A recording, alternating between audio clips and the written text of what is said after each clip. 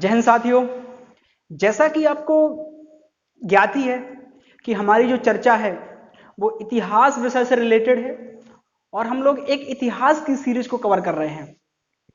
सबसे पहले तो हम उम्मीद करते हैं कि आप घर पर ही होंगे, स्वस्थ होंगे और कामना भी करते हैं कि आप घर पर ही रहिए जब तक ये कोरोना का ये दौर खत्म नहीं हो जाता। तब तक आप घर में ही सेल्फ स्टडी करिए, उसके बाद हम आपसे जरूर क्लासेस में रूबरू होंगे। तो इससे पहले जो हमारे जितने भी लेक्चर्स हमारे द्वारा अपलोड किए गए उसमें हमने इतिहास के अनेक खंडों पर चर्चा की। आज जो हमारा टॉपिक है पूरा का पूरा, तो हम इस चर्चा को आगे कंटिन्यू करने जा रहे हैं। ठीक है, तो जैसा कि आपको पता है कि हड़प्पा सभ्यता पर चर्चा हुई, वैदिक सभ्यता, ये वैदिक सभ्यता का अंतिम भाग रहेगा। इसके बाद हम फिर अगले चैप्टर पर कंटिन्यू करेंगे। तो हमें जो देखना था आज, वो देखना था हड़प्पा सभ्यता का धार्मिक जीवन, है ना। ये देखेंगे हम कि ऋग्वैदिक काल या वैदिक कालीन संस्कृति का, वैदिक कालीन और उत्तर वैदिक कालीन संस्कृति का राजनीतिक जीवन किस प्रकार था। तो बिल्कुल अपन को वही प्रक्रिया अपनानी है, कंपैरिजन वाली, है ना। जितना अच्छा अपन लोग कंपैरिजन करके पढ़ेंगे तो संभवतः अपन उतना अच्छा सीख पाएंगे। तो हमें कोशिश करना है कंपैरिजन करने की। ठीक है, तो इस तरफ हम पढ़ेंगे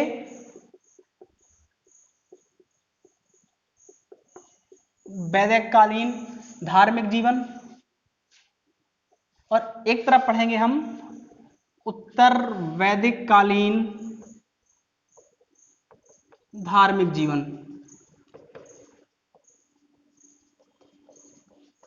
ठीक है ना।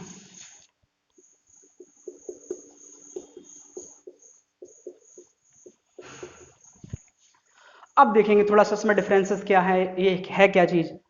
तो यदि हम बात करें पहले वैदिक कालीन, तो वैदिक कालीन जो जीवन था, एक हिसाब से देखा जाए धार्मिक जीवन, यहां का जो धार्मिक जीवन था बहुत ही सरल था।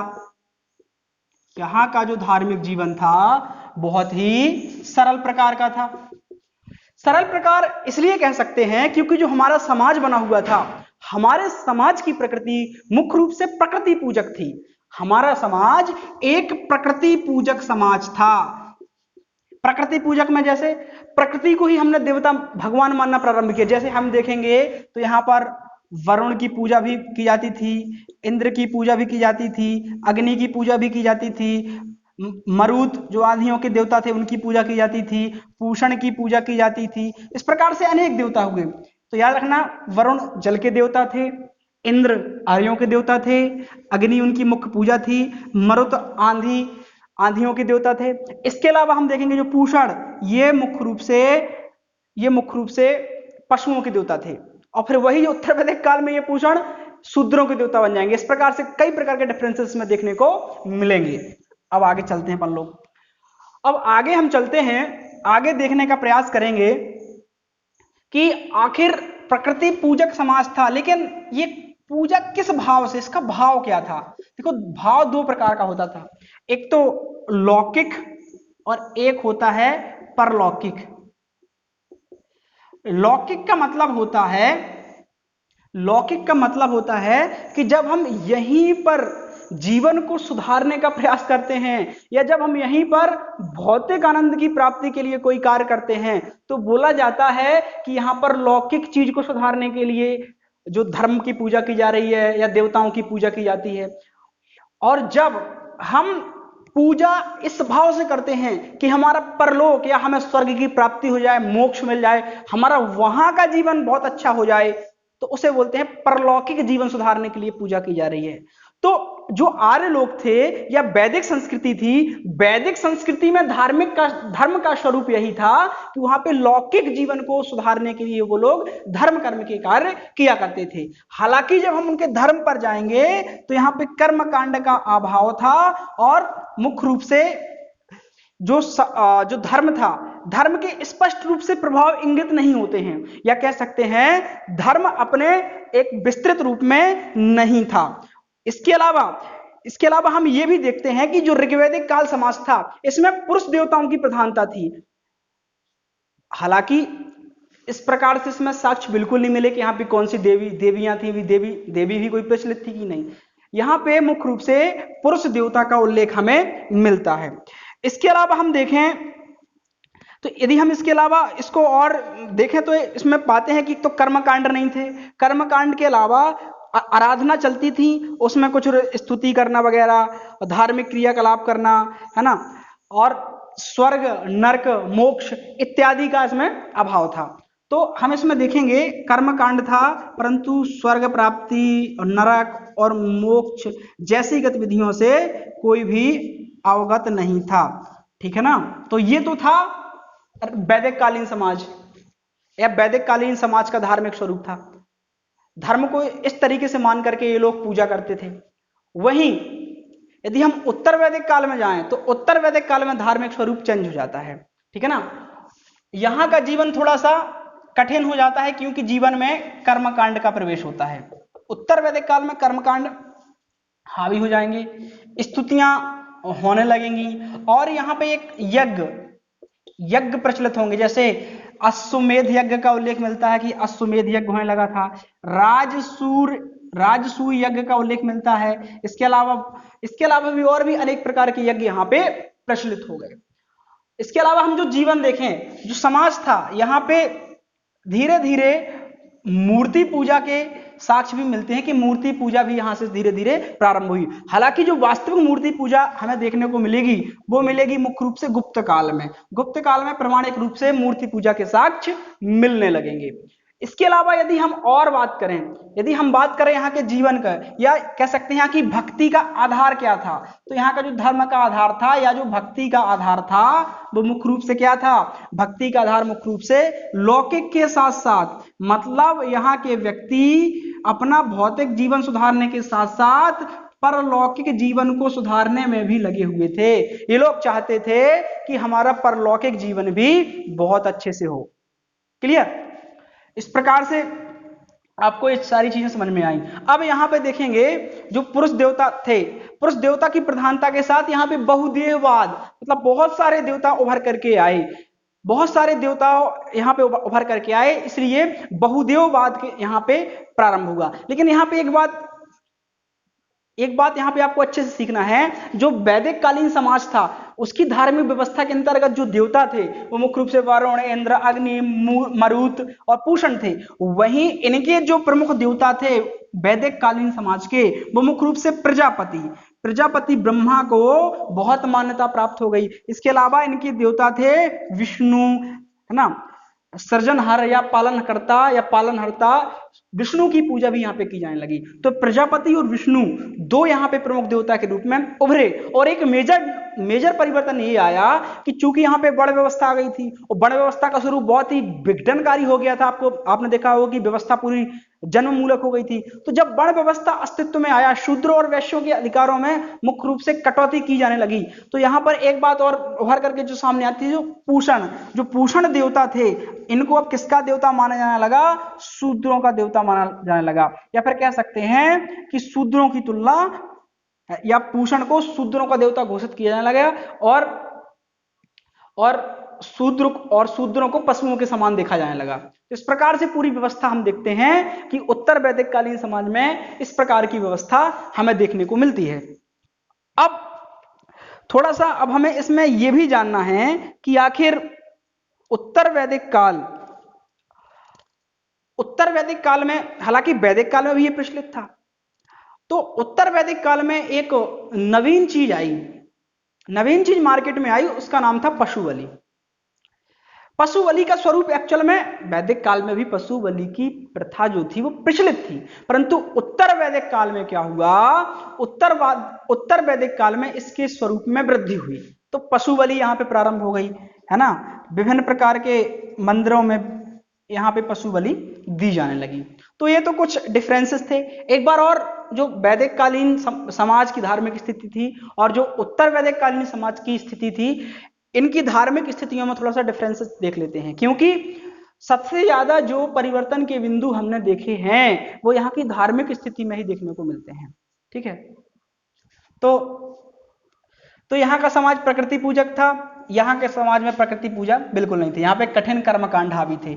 यहाँ का जो समाज था प्रकृति पूजक था, और प्रकृति की पूजा की जो भावना होती थी वो लौकिक जीवन को सुधारने के लिए होती थी। यहाँ का समाज प्रकृति पूजक नहीं था। यहाँ पर धीरे धीरे मूर्ति पूजा स्टार्ट हुई, हालांकि इसके बृहत्तम साक्ष्य हमें गुप्त काल से मिलते हैं, सबसे ज्यादा साक्ष्य हमें गुप्त काल से मिलते हैं। यहाँ पे जो भक्ति का आधार था वो लौकिक और परलौकिक दोनों प्रकार के जीवन को सुधारना था। इसके अलावा इनके देवता थे वरुण, इंद्र, अग्नि, मरुत, पूषण। वहीं उत्तर वैदिक काल के देवता मुख्य रूप से थे प्रजापति और विष्णु। यहाँ पे देखेंगे कि जो धार्मिक जीवन था वैदिक काल में, यहाँ पे स्वर्ग नरक मोक्ष की प्राप्ति इसमें मायने नहीं रखती थी, क्योंकि कर्मकांड नहीं थे। यहाँ पे स्वर्ग नरक और मोक्ष की जो प्रकृति थी ये मायने करती थी, क्योंकि ये लोग जो अपने धार्मिक जीवन जो व्यतीत कर रहे थे ये इसी को आधार मान करके व्यतीत कर रहे थे। तो ये सारी की सारी चीजें हमें यहां पर देखने को मिलती है। क्लियर? अब जो हमारी चर्चा है वो इस बात को रिलेटेड है। एक और अपन लोग इसमें एग्जांपल निकाल, यज्ञ, यहाँ पे अश्वमेध यज्ञ, राजसूय यज्ञ प्रचलित थे उत्तर वैदिक काल में, जबकि वैदिक काल में ऐसी कोई व्यवस्था नहीं थी। क्लियर? अब चलते हैं अपन लोग आगे। तो इस प्रकार से हमने उत्तर वैदिक काल और वैदिक कालीन सभ्यताएं जो थी इनके मध्य धार्मिक व्यवस्था में जो अंतर था या धार्मिक व्यवस्था के जो परिवर्तन के बिंदु थे उन सभी को हमने स्पष्ट करने का प्रयास किया। अब इसी क्रम में हम लोग आगे चलते हैं। अब यहां से आप लोग समझना थोड़ा भैया प्रारंभ करिएगा, क्योंकि ये बहुत ही महत्वपूर्ण टॉपिक अब यहां से स्टार्ट होने वाला है।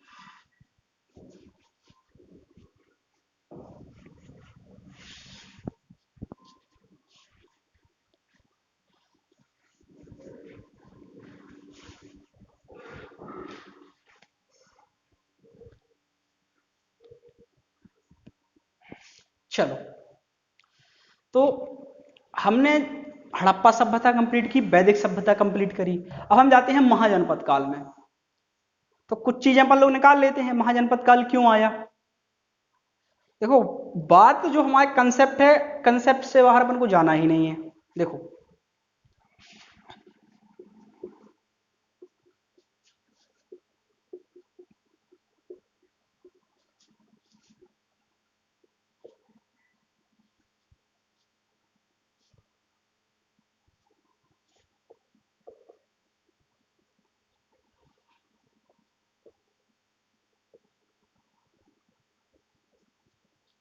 देखो हमने जब हड़प्पा सभ्यता पढ़ी थी तो हमने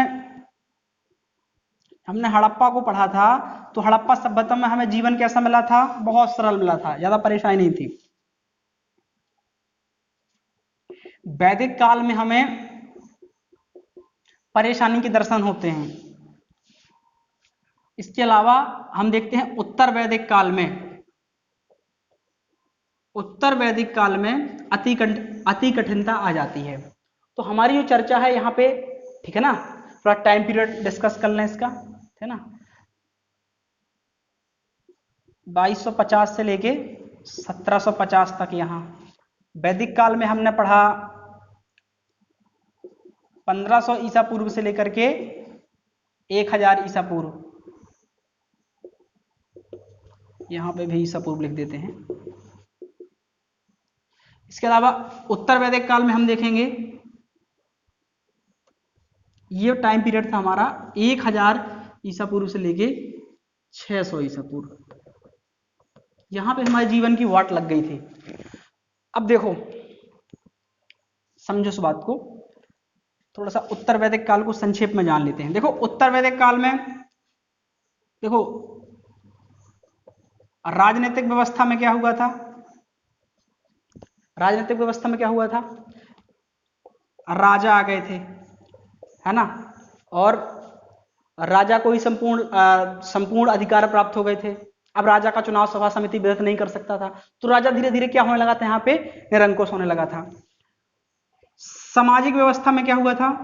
सामाजिक व्यवस्था में जो वर्ण व्यवस्था थी, वर्ण व्यवस्था बहुत ही गहराई से व्याप्त हो गई थी। तो वैश्य और शूद्र वर्ग ने इसको नेग्लेक्ट करना प्रारंभ कर दिया था। आर्थिक व्यवस्था में क्या हुआ था?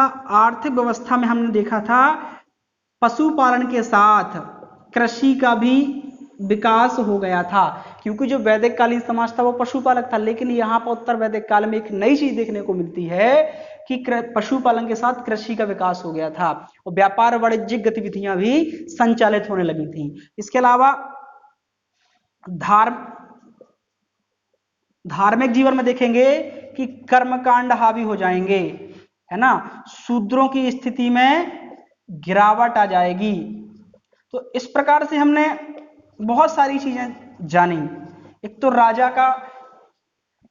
का निरंकुश हो जाना, सभा समिति की भूमिका धीरे धीरे कम होने लगना, सामाजिक व्यवस्था में वर्ण व्यवस्था जैसी कुरीति का उदय होना और वर्ण व्यवस्था का जन्ममूलक बन जाना, एक तो कठिनता का सबब ये था। दूसरा कारण था आर्थिक स्थिति, कृषि का विकास हो गया, पशुपालन का महत्व कम हो गया। इस प्रकार धीरे धीरे कबीलाई जो ढांचा था वो टूटने लगा और जनपदों की स्थापना होने लगी। वहीं धार्मिक स्थिति में कर्मकांडों का जो बोलबाला था वो समाज में अत्यधिक हो गया और शूद्रों की स्थिति में गिरावट हो गई। ये मेजर परिवर्तन थे। यदि मोटा मोटी बात देखें हम तो ये मुख्य परिवर्तन थे जो उत्तर वैदिक कालीन समाज में हमें देखने को मिले। तो जब उत्तर वैदिक कालीन संस्कृति इतने मेजर चेंजेस से गुजरी तो यहां पर एक जो मध्यम वर्गीय परिवार था या जो वैश्य और शूद्र वर्ग था उसका सबसे ज्यादा क्लैश होना प्रारंभ हुआ। तो अब देखो यहां पे क्या हुआ महाजनपद काल में। अब महाजनपद काल पढ़ने से पहले इसके पीछे की स्टोरी अपन लोग डिस्कस कर ले। देखो जब जीवन इतना कठिन हो गया पूरा का पूरा तो व्यक्ति फिर देखो सरल था, यहां पे वैदिक काल में कठिन था, उत्तर वैदिक काल में अति कठिन। अब व्यक्ति का जीवन कैसा हो जाएगा, बहुत सरल। तो अपन को सरलता की ओर भागना है, ठीक है। तो आई होप कि ये पूरी जो चीज है टाइमलाइन की आपके दिमाग में फीड हो गई होगी। अब थोड़ा सा इसको डिस्कस कर लेते हैं।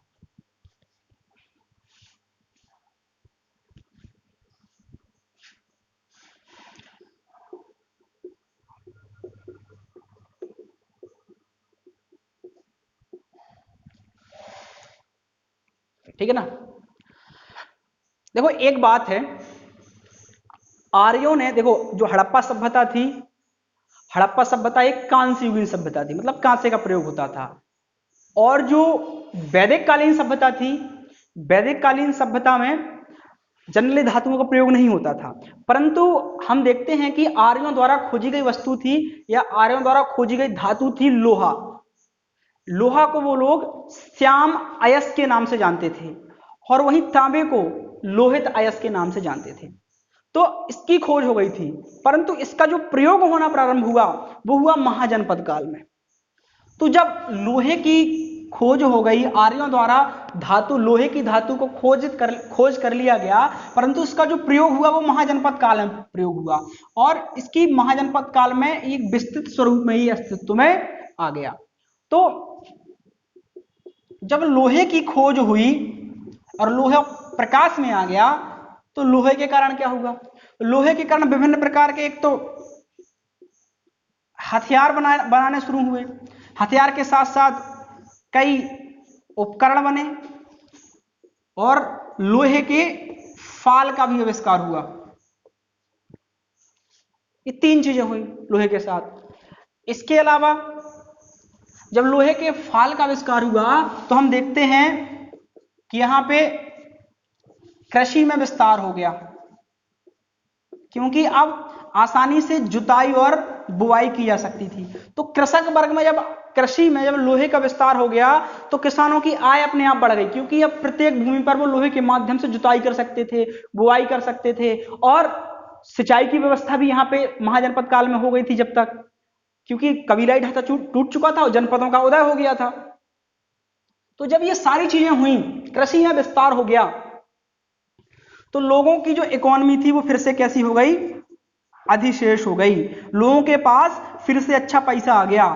तो जब लोगों के पास पैसा आएगा तो फिर व्यक्ति क्या करेंगे, जब यहां पे वैश्यों के पास पैसा आया तो वैश्य वर्ग ने सोचा यार हम ही लोग तो सभी क्षत्रिय वर्ग को पूरा टैक्स कौन दे रहा, हम दे रहे, पूरा टैक्स हम दे रहे, सब कुछ दे रहे और फिर भी हमें समाज से ये निष्कासित किया जा रहा। ऐसे शूद्र वर्ग के साथ सेवा का कार्य ये कर रहे थे। तो एक प्रकार का एक नवीन विचारधारा का उद्भव हुआ इस काल में, जिसने इस पूरे महाजनपद काल की दिशा व दशा दोनों बदल दी। ठीक है, हम देखने का प्रयास करते हैं कि जब कृषि में विस्तार हुआ, लोगों की अर्थव्यवस्था बहुत अच्छी हो गई, क्योंकि यहाँ पे कृषि प्रधान समाज था, और इसके साथ साथ व्यापार में भी काफी उन्नति देखने को मिली, तो व्यापार भी यहाँ पे बहुत अच्छा हो गया। तो यहां पे क्या हुआ, जो क्षत्रिय वर्ग था, क्षत्रिय वर्ग ने ब्राह्मण वर्ग के प्रति अपनी प्रतिक्रिया की, क्योंकि पुरोहित वर्ग का जो हस्तक्षेप था वो राजा के कार्यों में बढ़ता जा रहा था। राजा नहीं चाहता था कि हमारे कार्यों में कोई दूसरा हस्तक्षेप किए। तो यहाँ पे एक जो क्षत्रिय वर्ग था, क्षत्रिय वर्ग धीरे धीरे पुरोहित वर्ग से अलग होने लगा। तभी तभी फिर देखते हैं हम लोग, और भी बहुत सारे रीजंस रहे, जैसे क्षत्रिय वर्ग नहीं चाहता था कि भाई पुरोहित वर्ग का हमारे कार्यों में दखल अंदाजी हो। वैश्य वर्ग चाहते थे भैया पूरा टैक्स क्षत्रिय वर्ग को हम दे रहे हैं, राजकाज पूरा हम चला रहे हैं, सबसे ज्यादा टैक्स। शिल्पकारिता वर्ग भी था कि जब हम ही सब कुछ कर रहे हैं, पर फिर भी हमारी समाज में स्थिति इतनी गिरी हुई क्यों है, हमारी सामाजिक स्थिति सुधरनी चाहिए। तो ये सारे वर्गों ने मिलकर के एक नवीन विचारधारा को पकड़ा। तब हम फिर यहाँ पे देखते हैं कि यहाँ पे बौद्ध धर्म, जैन धर्म किस प्रकार से आइडियोलॉजी आती है और इन लोगों को अफेक्ट करती है, और अफेक्ट के साथ साथ ये सैद्धांतिक रूप से भी इस आइडियोलॉजी को स्वीकार करते हैं। तो इस प्रकार से जो हमारे जीवन में कठिनता थी उत्तर वैदिक काल में, उसको सरलता के रूप में बदल दिया जाएगा। सरलता के रूप में आर्थिक रूप से इसलिए बदला जाएगा क्योंकि लोहे की खोज हो चुकी थी, लोहा प्रकाश में आ चुका था। लोहे की खोज होने से हथियारों का निर्माण होने लगा, उपकरण बनाए जाने लगे, लोहे के फाल के आविष्कार के कारण कृषि बहुत अच्छी हो गई, कृषि का उत्पादन बढ़ गया, तो वैश्य वर्ग बहुत अमीर हो गया, टैक्स ज्यादा देने लगा, और फिर वो अपनी सामाजिक स्थिति सुधार की बात भी करने लगा। यही व्यापार के साथ था। क्लियर? तो यहां पे अब धीरे धीरे हम देखते हैं जीवन बहुत सरल होने लगा। जीवन कठिन था केवल धर्म के क्षेत्र में, जब धार्मिक गतिविधियां बहुत कठिन थी, तब फिर यहाँ पे एक नई आइडियोलॉजी का उदय होगा, वो पढ़ेंगे हम बौद्ध धर्म और जैन धर्म के रूप में। फिर बौद्ध धर्म जैन धर्म आएंगे, फिर उनके बारे में हम पढ़ेंगे तो किस प्रकार से इन्होंने उत्तर वैदिक काल में हुई जो गतिविधियां हैं उनको नेग्लेक्ट किया, और अब उन्होंने ये बताया कि भाई ये जो कर्मकांड चल रहा है ये सब अपने स्वार्थ सिद्धि के लिए, अपन को ये नहीं करना वो नहीं करना, फला फला चीज कई प्रकार से वो लोग डिस्क्राइब करने का प्रयास करेंगे। क्लियर? इतनी बात स्पष्ट है सबको? अब चलते हैं अपन लोग आगे। तो अब महाजनपद काल की अपन लोग टाइमलाइन बना लेते हैं कि आखिर महाजनपद काल में हुआ क्या।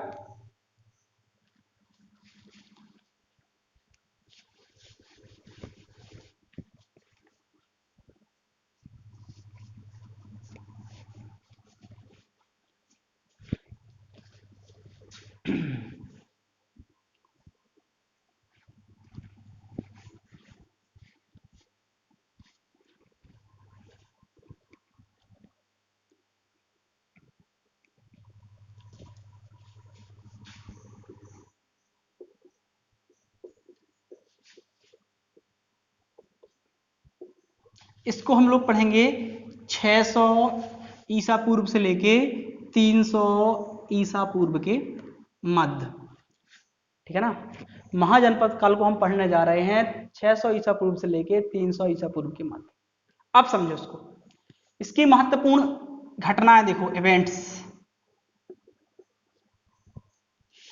एक तो हम देखेंगे यहां पे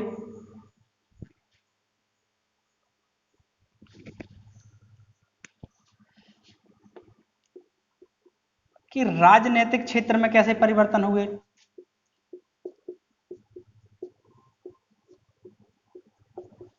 राजनीतिक क्षेत्र में कैसे परिवर्तन हुए, है ना? जैसे हम देखेंगे यहाँ पे गणतंत्र बनना प्रारंभ हुए, गणतंत्रों का उदय। इसके अलावा हम यहाँ पे देखेंगे महाजनपदों का उदय कैसे हुआ। इसके अलावा हम देखेंगे द्वितीय नगरीकरण। ठीक है ना? इसके अलावा जो हमारी दूसरी चीज होगी आर्थिक क्षेत्र की महत्वपूर्ण घटनाएं।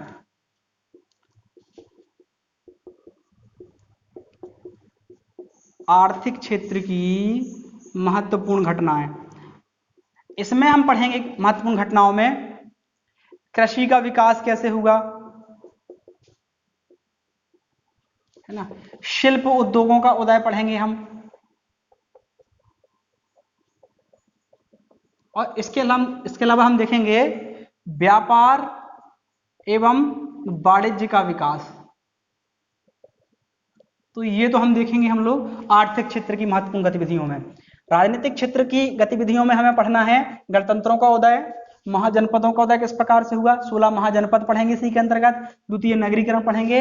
आर्थिक क्षेत्र की महत्वपूर्ण गतिविधियों में देखेंगे कृषि का विकास कैसे हुआ, शिल्प उद्योगों का कैसे विकास हुआ, और व्यापार वाणिज्य का किस प्रकार से विकास हुआ। इसके अलावा तीसरी चीज जो हम पढ़ने वाले हैं वो पढ़ने वाले हैं सामाजिक क्षेत्र में परिवर्तन।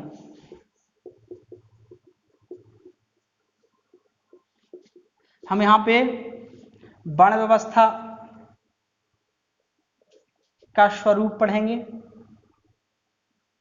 ठीक है ना, और शूद्रों की दशा का अवलोकन करेंगे।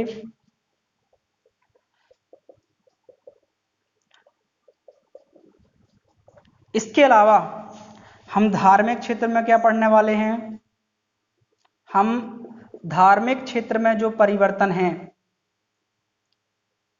धार्मिक क्षेत्र में जो परिवर्तन है उसमें हम पढ़ेंगे मुख्य रूप से आश्रम व्यवस्था, आश्रम व्यवस्था हम यहाँ पे पढ़ने वाले हैं।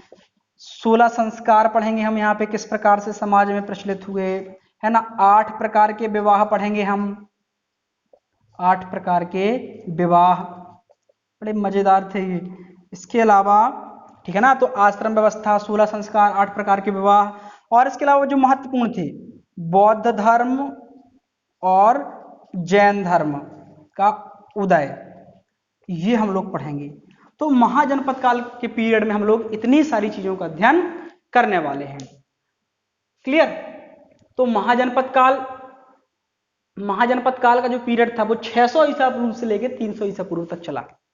अब हुआ क्या, जो वैदिक कालीन सभ्यता और उत्तर वैदिक कालीन सभ्यता में, वैदिक कालीन सभ्यता एवं उत्तर वैदिक कालीन सभ्यता में जितने भी परिवर्तन के बिंदु रेखांकित हुए या जितनी भी गतिविधियां परिवर्तित हुई, महाजनपद काल तक एक ऐसी स्थिति बन गई कि हमें इसका संपूर्ण अध्ययन करना पड़ा। महाजनपद काल तक ये पुरानी जो चीजें थीं वो वर्तमान समय के लिए प्रासंगिक नहीं रह गई, क्योंकि इतिहास में आप देखते हैं एक समय बाद निश्चित परिवर्तन होते रहते हैं। तो वैदिक काल में कुछ और था, उत्तर वैदिक काल में कुछ और था, और फिर जब हम महाजनपद काल में आए तो वहां पर भी हमें बहुत सारे परिवर्तन दिखाई दिए। उन्हीं महत्वपूर्ण परिवर्तनों को, खासकर चाहे वो सामाजिक हो, आर्थिक हो, राजनीतिक हो, धार्मिक हो, उसको हमने इसमें समेटने का प्रयास किया है। उसमें हम राजनीतिक क्षेत्र के परिवर्तन जैसे गणतंत्रों का उदय, महाजनपदों का उदय, 16 महाजनपद और द्वितीय नगरीकरण पढ़ेंगे। इसके अलावा आर्थिक क्षेत्र की महत्वपूर्ण गतिविधियां पढ़ेंगे, जैसे कृषि का विकास हो गया, शिल्प उद्योग का विकास हो गया, वाणिज्य एवं व्यापार का विकास हो गया। अब वो चाहे सामाजिक क्षेत्र में हो, सामाजिक क्षेत्र में हम वर्ण व्यवस्था का स्वरूप पढ़ेंगे, क्या था उस समय, शूद्रों की स्थिति क्या थी, ये सारी चीजें हम लोग वहां पे पढ़ने का प्रयास करेंगे। इसके अलावा हम धार्मिक स्थिति में परिवर्तन भी देखेंगे कि आश्रम व्यवस्था किस प्रकार से आई, 16 संस्कार कैसे ही चलते थे समाज में, और इसके अलावा 8 प्रकार के विवाह क्या होते थे, कैसे होते थे, बौद्ध धर्म जैन धर्म कैसे उदय हुए, इसके पीछे की कहानी क्या है, इन्होंने भारतीय इतिहास को किस प्रकार से अफेक्ट किया। तो कुल मिलाकर के जो आगे के सेशन है बड़े ही दमदार तरीके से होने वाले हैं। ये महाजनपद काल बहुत ही गजब का पीरियड है, खासकर ये महाजनपद, गणतंत्रों का उदय, महाजनपदों का उदय। इसमें एक प्रश्न बहुत महत्वपूर्ण होता है कि मगध का उत्कर्ष, क्लाइमैक्स ऑफ मगध, मगध का उदय किस प्रकार से हुआ और यह भारतीय इतिहास में एक परिवर्तन का बिंदु किस प्रकार सिद्ध हुआ। तो मगध के उत्कर्ष की कहानी भी देखेंगे, इसके पहले 16 महाजनपदों का भी बहुत अच्छे से जिक्र करने वाले हैं। क्लियर। तो आशा है कि आज का सेशन आपको बहुत पसंद आया होगा। हमें सुनने के लिए धन्यवाद। आपका दिन शुभ हो, घर में रहिए, स्वस्थ रहिए, मस्त रहिए, निष्कर्ष एकेडमी के साथ जुड़े रहिए और हमारे चैनल को सब्सक्राइब जरूर कीजिए। धन्यवाद। जय हिंद।